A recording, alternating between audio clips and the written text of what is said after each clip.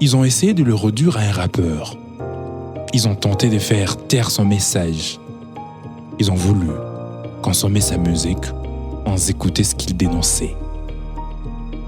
Mais certaines voix ne sont pas faites pour divertir seulement. Certaines voix sont faites pour réveiller. Aujourd'hui, nous ne racontons pas seulement l'histoire d'un artiste.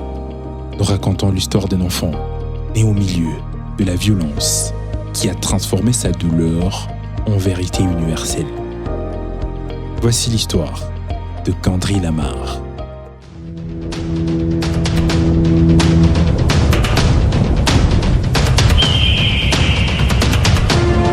Kendrick Lamar, Jack Worth, né le 17 janvier 1987 à Compton, en Californie. Compton n'est pas une ville ordinaire. C'est l'un des symboles les plus violents de l'Amérique urbaine. Gangs, drogue, armes, brutalité policière. Un territoire marqué par la pauvreté, mais aussi par une histoire musicale forte. N.W.A., Dr. Dre, Ice Cube. Ses parents ont fui Chicago, cherchant une ville meilleure. Mais ils se retrouvent pris dans un autre piège. Kendrick grandit entouré de violence. Il voit la mort très tôt. Il entend des tirs. Il voit ses amis disparaître. À 5 ans, il assiste au tournage du clip California Love de Tupac. Ce moment restera gravé dans sa mémoire. Il comprend que la musique peut raconter la rue. Kendrick n'est pas le plus fort, pas le plus grand, pas le plus violent. Il observe, il écoute, il écrit. À l'école, il est distrait. Mais dans sa tête, tout est déjà en train de se construire.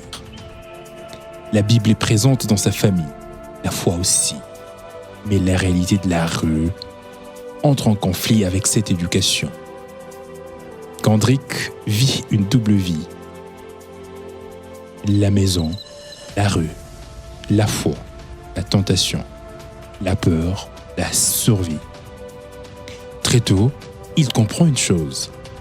S'il ne raconte pas son histoire, quelqu'un d'autre la racontera à sa place. À 16 ans, Kendrick sort sa première mixtape sous le nom Kiddos.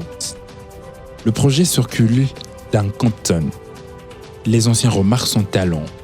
Il n'imite pas, décrit. Ses textes parlent déjà de violence, de morale, de responsabilité. Il rejoint le collectif Top Dog Entertainment, TDE. Là, il comprend que la musique peut être un métier, mais aussi mission. Kendrick abandonne peu à peu le nom K-Dot. Il veut son vrai nom, sa vraie identité. En 2010, il sort Ovly, Dedicated, puis en 2011, Section 80. Cet album parle du racisme systémique, des violences policières, de la génération sacrifiée par le crack, des femmes brisées, de la foi perdue. C'est pas un album facile, un album vrai. Le monde commence à écouter. Dr. Dre s'intéresse à lui.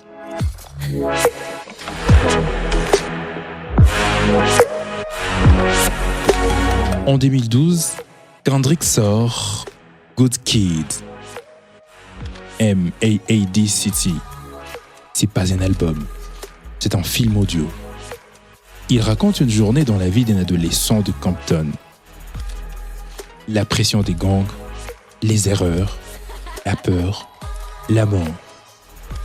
Chaque chanson est un chapitre, chaque interlude en rappelle. La rue ne pardonne pas. L'album devient un classique instantané. Kendrick devient la voix d'une génération. En 2015, Kendrick choque le monde avec Top Pump et Butterfly. Jazz, funk, soul, spoken word. Un album politique. noire, brute, poétique. Il parle de l'esclavage moderne, de l'industrie musicale, de l'identité noire, de la dépression. Le morceau All Right devient un hymne contre les violences policières aux États-Unis. Kendrick ne fait plus seulement de la musique, il fait de l'histoire.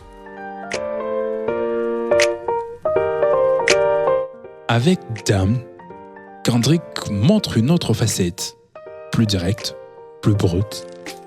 Il parle de la foi, l'ego, la peur, la colère, la rédemption. L'album lui veut un prix Pulitzer, une première pour un album de rap. Le rap devient officiellement reconnu comme art majeur. Kendrick disparaît, pas de réseau, pas de bruit. Puis, il revient avec Mr. Moral and The Big Steppers, un album difficile, introspectif, thérapeutique. Il parle des traumatismes, d'infidélité, de masculinité toxique, de guérison. Kendrick ne se présente plus comme un héros, mais comme un homme. Aujourd'hui, Kendrick Lamar est une icône culturelle, une référence intellectuelle, une voix morale. Il ne sort pas souvent, mais quand tu le parles, le monde écoute. Il représente une chose rare, la vérité dans une industrie du divertissement. Kendrick Lamar n'est pas devenu grand par hasard. Il a survécu là où beaucoup ont disparu. Il a transformé la douleur en art, la rue en message, le chaos en conscience. Son histoire prouve une chose. Même né dans le bruit des balles, on peut devenir une voix qui résonne dans le monde entier. C'était l'histoire de Kendrick Lamar.